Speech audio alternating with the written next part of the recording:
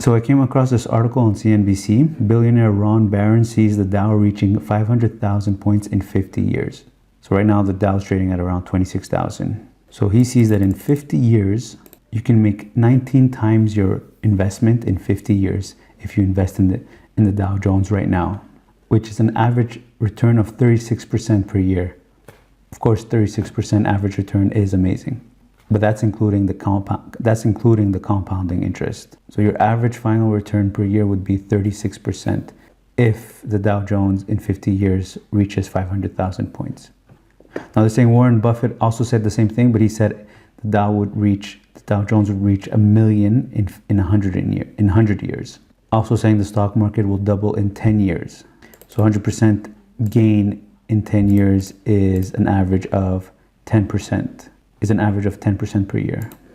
And they're saying that index funds are one of the best places for individual investors to put their money. So here's what I think of this. First of all, if that was the case, they would have done it themselves. Why are they picking individual stocks?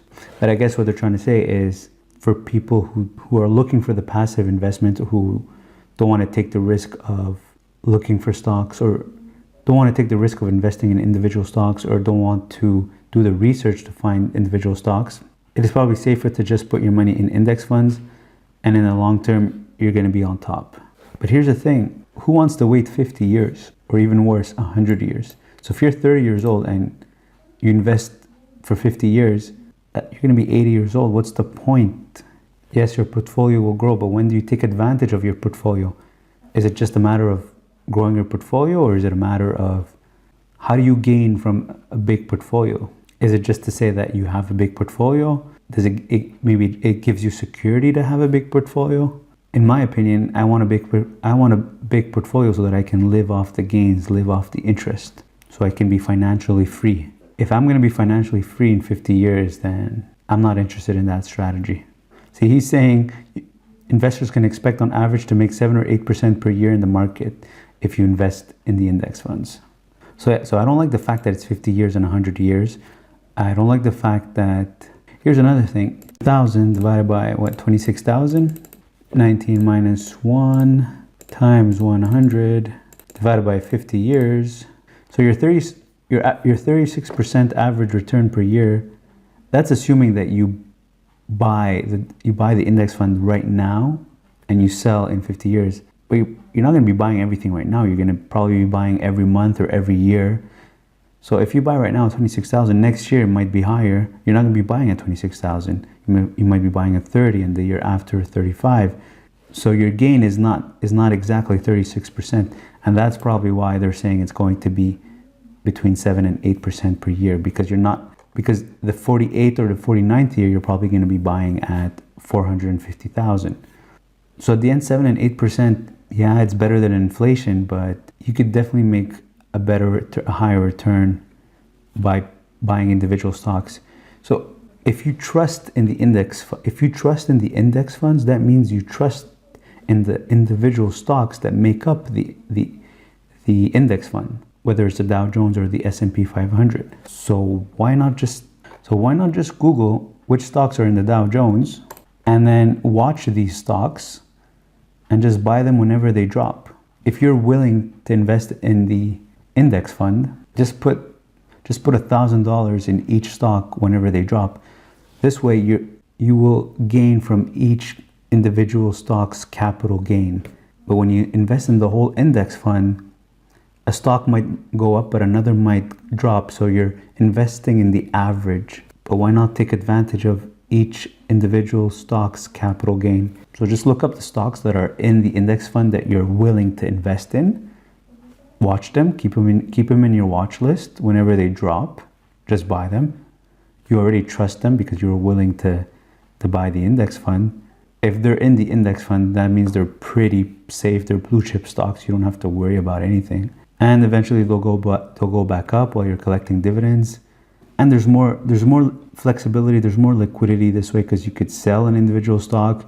You'll have the available cash to do something else if you need to. And you benefit from compound interest. So you make 10-15% return in a year. The 15% gain that you made is available to you to buy something else. But if you just keep buying the index fund, you're never selling. So the return that you're making, you can't extract the return to buy something else and grow the return. So that's why they're saying that by just investing in the index fund, you'd be getting 7 to 8% average return per year.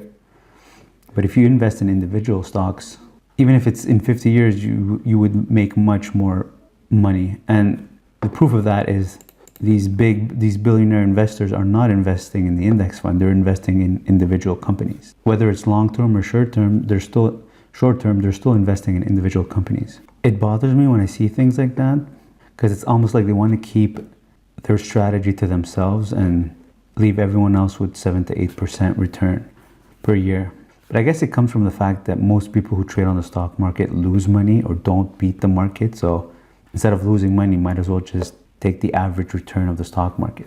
But yeah, that's definitely not my strategy.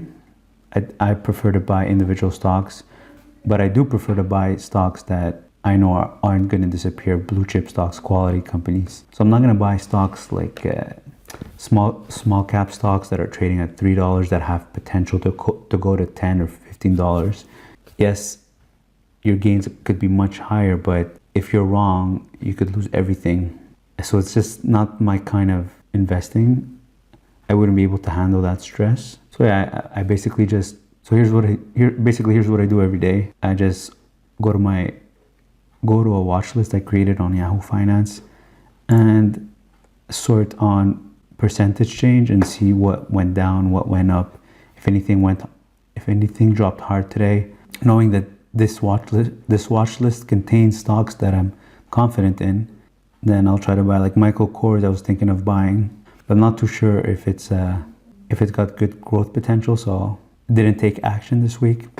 But GE, definitely I want to buy some GE. Skyworks is something I'm going to look at. Activision Blizzard also something I'm going to look at. Bombardier definitely is something I want to buy, like around $2 definitely is a stock I'm going to buy. See, it dropped 24% yesterday, but it went up 10% today, so kind of missed out. Oh, definitely missed out on Cascades. I wanted to buy it on Thursday. I wanted to buy it on Wednesday at $10.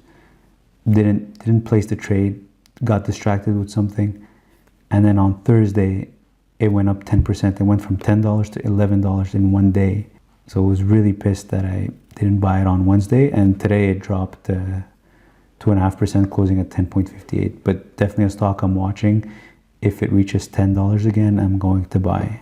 So yeah, if you have any questions, leave in the comments below. Any stock tips, leave in the comments below. If you're an open account with Questrade, like always, use my referral code in the description below the video, so you can get between $25 and $250 back. If you're an active investor, if you make a lot of trades, I would recommend using the link in my About section, so you can get $50 in free trades. Thanks for watching.